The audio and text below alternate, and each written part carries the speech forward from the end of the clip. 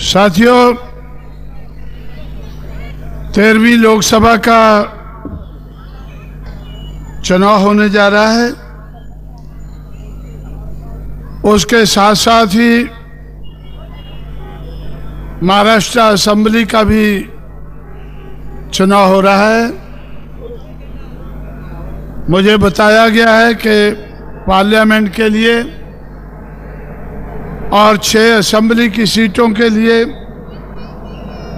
Bahujan Samaj party ने उम्मीदवार खड़े किए हैं। उन उम्मीदवारों के सपोर्ट में अपील करने के लिए मैं भी आप लोगों के बीच में यहाँ पहुँचा हूँ। साथियों, बहुजन समाज के बारे में, बहुजन समाज की पार्टी के बारे में महाराष्ट्र में बहुत कुछ बताया जा चुका है। अब ज्यादा बताने की मैं जरूरत नहीं समझता हूं, लेकिन जाति के आधार पर तोड़े हुए लोगों को जोड़कर अल्पजन से बहुजन बनाकर बहुजन समाज की शक्ति बढ़ती जा रही है। 91 में 91 में 2 बार चुनाव हुआ। बहुजन समाज पार्टी का वोट 1% से कम था। 96 में बहुजन समाज पार्टी उत्तर प्रदेश, मध्य प्रदेश, पंजाब, जम्मू कश्मीर इन 4 सूबों में मान्यता प्राप्त करके देश की राष्ट्रीय पार्टी बनी। और उसके कारण महाराष्ट्र जैसे सूबों में भी आप लोगों को नारा लगाने का मौका मिला। बीएसपी की क्या पहचान? नीला झंडा, हाथी निशान। नीला झंडा और हाथी निशान ये राष्ट्रीय पार्टी बनने के बाद राष्ट्र के किसी भी प्रदेश में ये निशान बहुजन समाज पार्टी का निशान बना। उसके बाद 98 में चुनाव हुआ पिछले साल।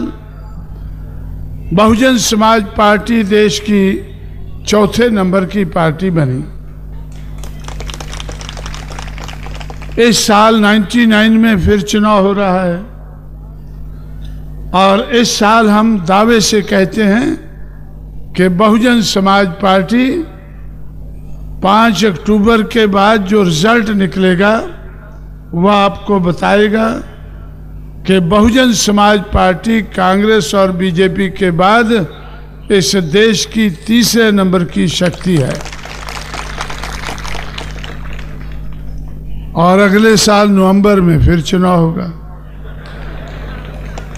और उस चुनाव में कांग्रेस और बीजेपी को पछाड़कर बहुजन समाज पार्टी इस देश की पहले नंबर की पार्टी नजर आएगी। हमारे बुजुर्गों ने, महापुरुषों ने 19वीं सदी में संघर्ष शुरू किया। देश के कोने कोने में संघर्ष हुआ। महाराष्ट्र में भी 1848 से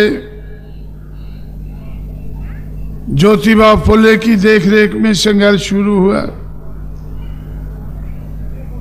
1894 के बाद छत्रपति शाहू महाराज की देखरेख में संघर्ष आगे बढ़ा और 1922 से लेकर 1956 तक बाबा साहब अम्बेडकर की देखरेख में सिर्फ महाराष्ट्र में नहीं, देश भर में ये संघर्ष आगे बढ़ा। और उस संघर्ष के कारण, उस बढ़े हुए संघर्ष के कारण छुआछूत का खात्मा हुआ। छुआछूत के खिलाफ जो संघर्ष था वो 26 जनवरी 1950 में संवैधानिक तौर पर छुआछूत का अंत हुआ। पढ़ाई लिखाई के मामले में बात बहुत आगे बढ़ी। आरक्षण के मामले में बात बहुत आगे बढ़ी। और ये बात आगे बढ़ने के कारण हमारा काम आसान हुआ। पढ़ाई लिखाई के मामले में आज 26 लाख एजुकेटेड एम्प्लॉइज हैं, सिर्फ शेड्यूल कास्ट शेड्यूल ट्राइब के, जिनके लिए 18 अगस्त 1932 में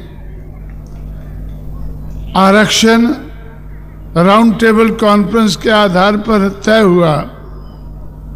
वैसे 26 जुलाई 1902 से छत्रपति शाहू महाराज ने अपने छोटे से राज्य में इसकी शुरुआत की।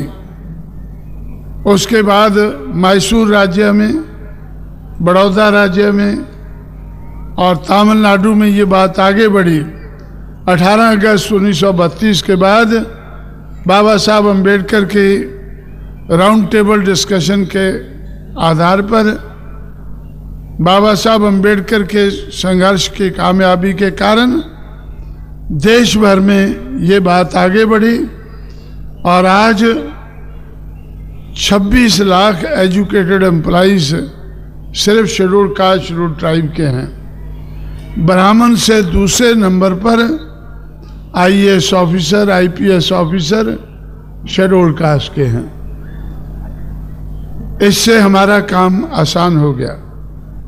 जब उत्तर प्रदेश में हमारी सरकार बनी तो हमारे पास 157 आईएएस ऑफिसर सिर्फ शेड्यूल कास्ट के थे। जो हमारे बुजुर्गों के संघर्ष के कारण जो बात आगे बढ़ी उसका हमें लाभ हुआ। 157 शेड्यूल कास्ट के अधिकारियों को इस्तेमाल करके बहुजन समाज की बात को, दलित शोषित समाज की बात को हम लोगों ने आगे बढ़ाया। इस तरह से साथियों, देश भर में ये बात हमारे बुजुर्गों के संघर्ष के कारण आगे बढ़ी। जब मैं महाराष्ट्र में था 1966 में, और मुझे ये देखने को मिला कि 1956 के 10 साल बाद 1966 में बाबा साहब अम्बेडकर की मूवमेंट लगभग खत्म हो चुकी है। 1966 में मैं बॉम्बे में था, बॉम्बे में गया आरपीआई के अधिवेशन अटेंड करने के लिए। 4 अधिवेशन उधर चल रहे थे। एक भंडारे साहब की देखरेख में, दूसरा बीसी कामले, तीसरा दादा साहब गायकवाड़ और चौथा बैरिस्टर खोबरागढ़। 4 अधिवेशन उधर चल रहे थे और बाबा साहब अम्बेडकर की मूवमेंट को 4 हिस्सों में बटा हुआ नजर आया। उसके बाद ऐसा लगा 1966 के बाद 1967 में चुनाव हुआ। 1967 में बैरिस्टर एडवोकेट भंडारे कांग्रेस के टिकट पर चुनकर पार्लियामेंट में पहुंचे। 1971 तक मामला खत्म हुआ। 1971 में उत्तर भारत में भी बीपी मौर्य कांग्रेस के टिकट से चुनकर पार्लियामेंट में पहुंचे। बाबा साहब अम्बेडकर के चल बसने के 15 साल के अंदर अंदर उनके मूवमेंट का खात्मा हुआ।